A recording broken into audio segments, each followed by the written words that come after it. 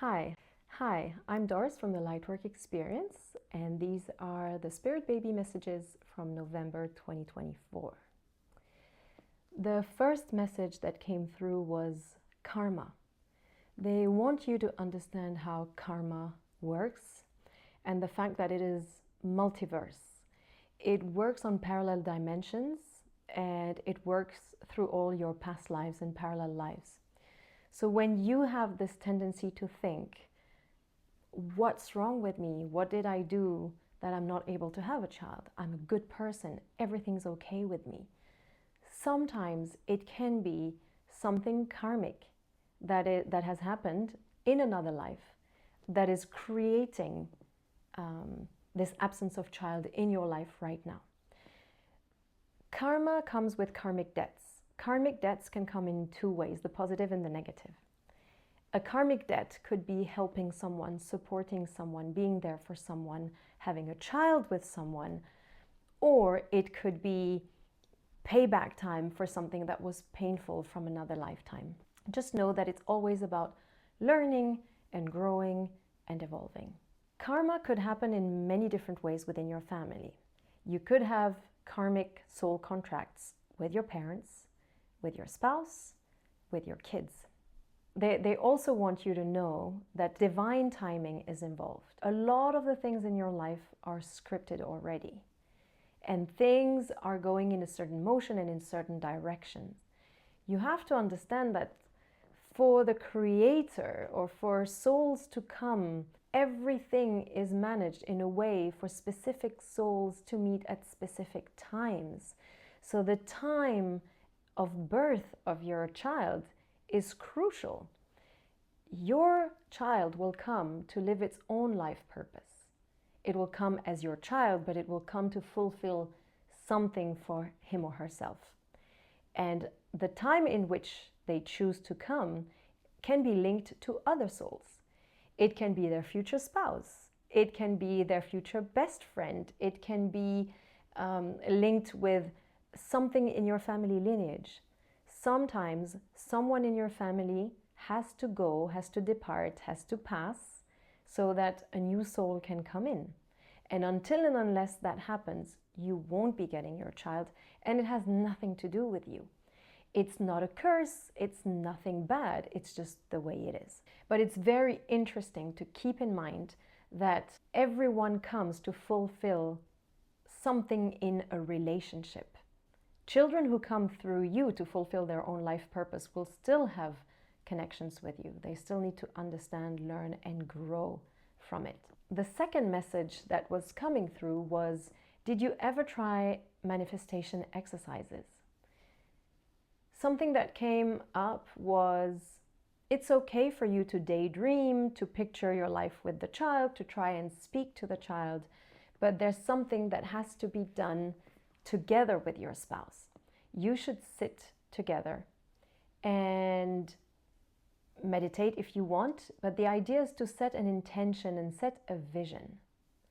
In order to manifest something, you need to have a very clear vision. Guides always come to me with analogies. So they were saying, imagine when you're driving.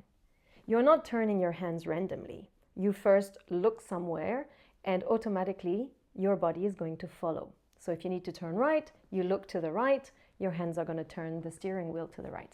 They say it's exactly the same thing. When you want to manifest something, you have to put your gaze, you have to have a sight, a vision, and a target of where you want to go. Once that vision is clear and the details are very clear amongst you and your partner, write it down. So what I would recommend is sit together and write down, what is this vision? What is your family looking like? Maybe in 1 year, in 5 years, in 10 years. What does it mean to have a baby? How are the first few years? Who's going to wake up at night? Who's going to do what? How many kids do you want? What are the names that you're thinking about?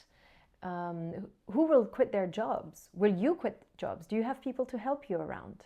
Do you have some kind of daycare or people who can look after your children if you choose to keep working? What kind of parent do you see yourself being? They were saying, ask yourself also the tough questions. Would you have this child if you knew that your relationship is not going to last? Let's say it leads to a separation and you have whatever, shared custody. Is it something you ever thought about? Are you able, capable, strong, willing to have a child on your own? All these were very sensitive questions, but they need to be addressed. Not just from you. It's not something that's taboo. It's something you can discuss with your spouse. You could ask him or her the same thing. Would you go on this journey with me, and would you bring a child if you knew that 5 years down the line we're not going to be together anymore? These are very important decisions and discussions to have, because they will reveal a lot of things about what you want in your life. Of course, and I perfectly understand, everyone wants to have the picture perfect family, loving parents with children. But sometimes there are things, there are blockages, there are things that are present in your life that is not allowing the soul to come.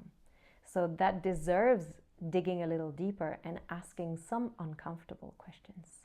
Let me see what else wants to come through now.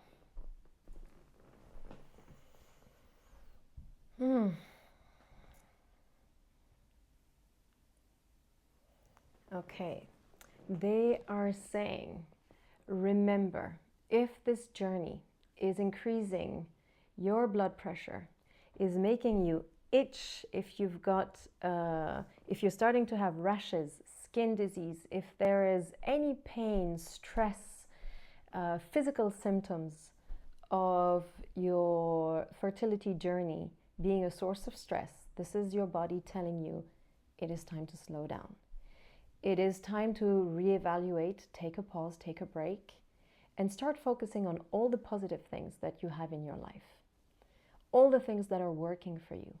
All the things that you could thrive on. All the other reasons to be on this earth other than having a child.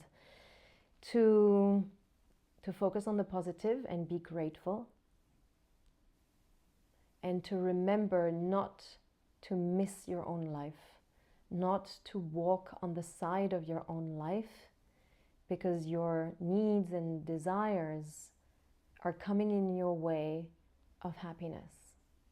Sometimes I'm seeing the scorpion, the tail of the scorpion hitting himself, is sometimes you are the own source of your pain and suffering. It is not your fault. They're insisting it is not your fault. You have done nothing wrong. There's no blame, nothing to hurt yourself with. But don't be the scorpion who's poisoning itself. Learn to listen. Learn to look for the signs. Learn to listen to your body. It seems that you have ignored and neglected all the signs that your body has been trying to give you. So pay attention to your dreams. Pay attention to your physical sensations. And to all the messages that are coming your way to help you move forward.